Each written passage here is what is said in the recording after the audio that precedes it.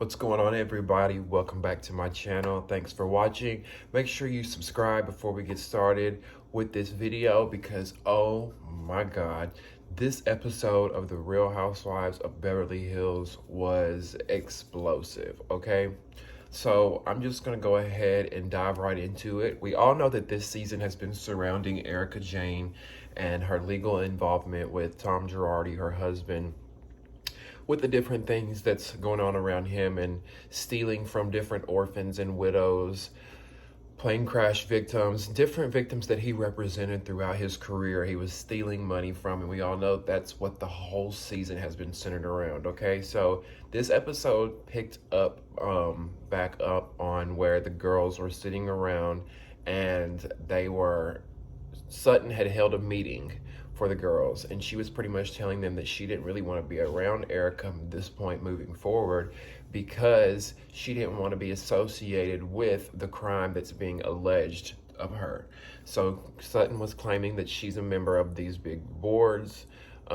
She's a member of these different boards and organizations in town, and is a member of the high society in Beverly Hills, so she didn't want her name to be tainted or involved with what was going on with Erika and Tom, which I can kind of understand where she's coming from a little bit. But if Erika is really your friend, we'll see how that plays out. But one thing I will say is Sutton is so right when it comes to Erika in this whole situation, because her different stories do not add up. The different things that Erika has been talking about since this season aired does not add up. I don't know why her attorneys advised her to film The Real Housewives of Beverly Hills this season, because I almost feel like it's gonna incriminate her a little bit. If she really wanted to, she could have stayed silent. Instead, going on this show and telling these different stories, it's just not adding up. So Sutton made a statement. She made a point that I really agreed with. She said that she believed that, what's my note here say? Oh, Tom obviously told Erika to stick to the same story about the dementia and all that, and the car crash, all that different stuff. I completely 100% agree with that. I think that when maybe Erika, if she didn't know the extent to what was going on, when shit started to hit the fan, I think Tom let her know what was going on, and he was like, look, this is what's going to happen. You're going to continue to film your show, and you're going to tell them this. I think Tom probably in his egotistical mind thought he could spin the narrative with Erika being on the show, that he was going to have her go in there with a script and try to persuade the audience this one story that it's just not adding up and it's not believable. One time she says her and Tom don't talk at all, and so other times she says that they do. And it's fishy. Anyway, one thing that I noted is, why is Lisa Rinna so gung-ho on believing that Erika had absolutely nothing to do with it? A rumor comes up about Denise sleeping with Brandy, and Denise and Lisa Rinna's on it like a detective, trying to figure it out, hammering her. This is something serious, Lisa Rinna. Don't you think you should at least ask, come forward and be like, look, Erika, what's going on? You mean you didn't know nothing about this? Own it. Isn't that what you say, Lisa Rinna? I'm starting to believe the rumor now that Erika Jayne put some money into Rinna Beauty. They said that was the rumor now. I'm starting to believe that Crystal is the smartest of the group. I like Crystal a lot so far. I did think the thing in the past with Sutton and her being violated was petty, but that's her opinion.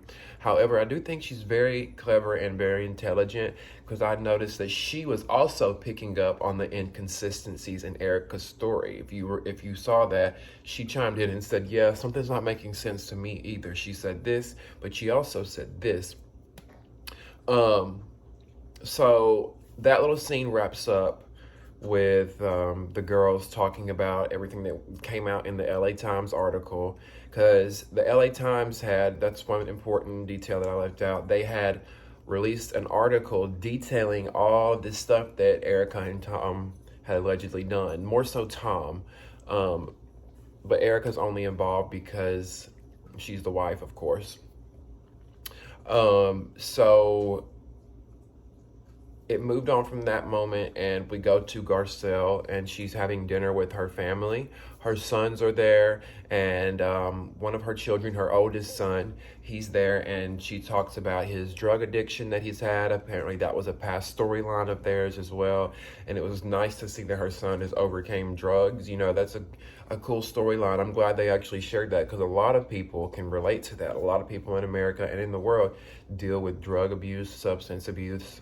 So it's nice to see that kind of representation that, you know, okay, this person got over that. I like seeing Garcelle's family. I like seeing her being a mom. I really like her on the show a lot. I really like Garcelle a lot. So we're gonna now go into the Christmas dinner. So Kyle's having a Christmas dinner, and she's going to invite all the girls over, and they're going to confront Erika on this L.A. Times article and these allegations once and for all. A lot of the girls have questions, and so she's going to have this dinner party. She's going to have all them over. Now, when the dinner party happens, we see a familiar face pulls up, and that is Teddy. I don't know if Teddy's there to get her diamond back or try to get her diamond back, but I really don't care for Teddy. I don't understand why they couldn't, of all people that have been on the Real Housewives of Beverly Hills, they couldn't have thought of anybody else to bring to that dinner that could potentially spark some shit up. You know, we all know that Teddy's not going to do anything. And that's not a jab at Teddy. It's just that she's not fit for a show like that. Some of these housewives shows, some of these housewives that come on that we deem boring, and it's not that they're just boring people in general. It's just that they're not fit for this particular show, The Real Housewives. You know, Teddy would have probably been great on, you know, Celebrity Boot Camp or Fit Camp or whatever, you know, one of those shows where you go the fitness shit. Maybe she would have done something great like that with the life coaches and all that stuff. But she's just not a good fit around these women, and you can tell she's not a girly girl. She just gets glammed up for the show. But yeah, I don't know why Teddy's there. So we get to the dinner, all the girls are sitting there, and then the questions start to come up. Sutton starts bringing it up. You can tell they're all kind of beating around the bush a little bit, and I almost feel like some of these girls are afraid of Erika, besides Garcelle, because I'm going to tell y'all one thing. Garcelle got so many points from me tonight. I loved her already, but she was the only one at that table to me that seemed to have balls, because the girls were kind of like, you know, well, this article, it's awful, Erika. You know, like, well, spit it out, girls. Tell her this article is awful. And then here comes Garcelle. She did deliver the assignment. Garcelle knew exactly what to do. She came to do her job, and she delivered, okay? First thing that I loved about that was when Dorit started speaking, and she was like, look, Erika, I understand. I know this is hard. And Garcelle said, that's not what you said the other night. That's not what you said the other night. And I was like, yes, Garcelle. Yes, Garcelle. Gather her. Because that's not what you said the other night. Do your job, Garcelle. That is what a housewife does. Stir that pot and get the conversation going. So, you know, Erika's probably already sitting over there tense. She's sitting there mad with those eyes, looking around the room. She's getting defensive, you can tell as well. Erika was. I noticed she was getting very defensive at the table with the girls being there. And it's just, to me, I'll be honest with y'all, this episode for me confirmed that I believe she absolutely knew something. Because, I'll tell you why. Beforehand, I was on the fence. I was like, maybe she doesn't know, okay? There's a percentage of me that thinks maybe she really doesn't know what's going on. But tonight's episode confirmed it for me that she knows, because she's running with that storyline of he's got dementia, he's sick. He's been sick for 3.5 years. Erika, this has been going on for over 10 years. And then another thing, she keeps saying, where's the money? Where's the money? Where's the $80 million? I'd love to know where it's at.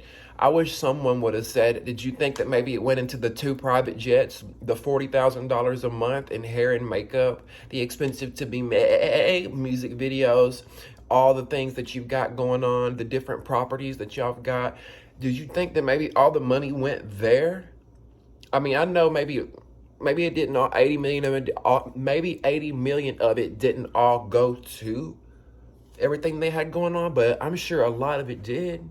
You can't act innocent in this, Erika, or you should have never filmed this show in the first place, because it is obvious to me as a viewer that you knew something. The stories are not adding up. And another thing that I'm glad that Garcelle brought up, that was the fact that her sister, Garcelle said her sister had a kidney transplant that had gone wrong, and that she had sued the doctor, and that she had been waiting on her money as well. So she knew what it was like to have not been compensated. Garcelle's sister did. And Garcelle, you could tell, had a lot of emotions when she was speaking, when she said that. And she kind of had some anger and oomph in her voice when she was explaining this to Erika. And she said nobody is talking about the victims, which they haven't been. I mean, some of the girls, yes, they have been bringing up the victims in the past few episodes, but Erika specifically hasn't mentioned it one time. If she has, the editors, producers haven't aired that scene, and they're purposely leaving it out. But I have been saying that for the longest. Why is she not saying anything about the victims? We want to know. Like, you need to have more sympathy. You're more upset and crying over the fact that you don't have your huge home, your private jets, your $40,000 a month in hair and makeup, your choreographers, your stylists, all that shit. You're mad. You're crying because your lifestyle is not what it's going to be anymore. You're crying that because now that you and Tom are divorcing, you're not going to have a huge chunk of spousal support coming in every month, because he has nothing. This episode, for me, exposed what a fraud she is, and that she's lying.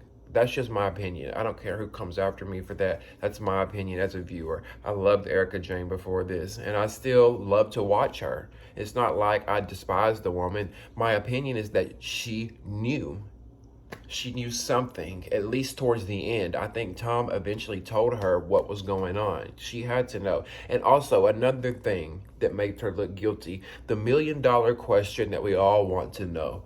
Where did the $20 million go that was transferred into Erika Jayne Global? Erika had a business called EJ Global LLC, and $20 million was put into that account by Tom Girardi. Now, Erika says, when at the dinner, the girls asked her, or Sutton asked her, did you not know? Where's the money at? She claims she didn't know. She had no control over her own LLC. She had no control over the books, as they call it, or whatever. And it just doesn't add up to me. You had $20 million put into your entertainment company, but you didn't know about it? Okay, maybe not, but still. Something's just not adding up to me.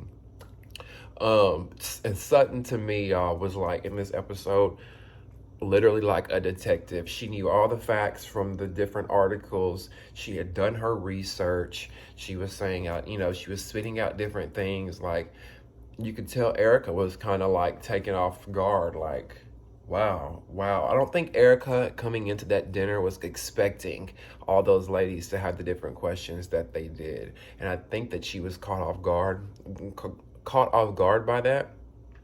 So it was interesting to see. Teddy chimed in during this conversation for like 1 second, defending Erika. I'm like, Teddy, why are you here? Like, did you come to get your diamond back? Because you're not getting it back. We do not want to watch you. Like, I know some are probably saying, oh, well, if Teddy wouldn't have said anything, you would say she's boring. But it's like, no, Teddy, if you're coming back in front of the cameras, we want to see an interesting moment. What you could have done, Teddy, in that moment is kind of pushed for an answer. You could have done something to make yourself stand out and been like, when they said, for instance, where did the $20 million, when Erika said she didn't know where the $20 million went, or the 80 million, you tell me, where did it go? Teddy, you should have said, do you think it could have went to the jets and the lavish lifestyle you guys have been living? We would have gave you points, Teddy. We would have given you points. Again, I have notes here talking about Erika being full of shit when she's talking about his mental capacity. It's not believable. He was just on a season, a couple seasons ago at a dinner talking just fine. There's footage of Mauricio talking about how he's a sharp, intelligent man when he speaks. You know, the mental capacity thing is what the lawyers are going to use. Erika, I understand that your husband and his attorneys advised you to use that as well while filming this season, but us as the viewers, we're not buying it, baby girl. At the end of the dinner, Sutton tells Dorit she feels like she didn't keep the same energy that she had at the sister circle when they were originally all talking about having this confrontation. And I agree. I felt like Dorit kind of kissed Erika's ass a little bit. You know, she didn't want to get to the point. She didn't keep the energy that she had when they originally met. I feel like a lot of these girls could have held her a little bit more accountable.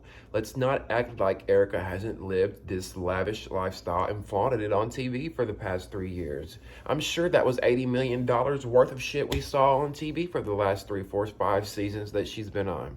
I don't know. I want to hear from you at home. What do y'all think? Do you think that Erika knew that her husband was taking all this money from his victims and his clients that he was taking over? Let me know in the comments below. Let's have a conversation.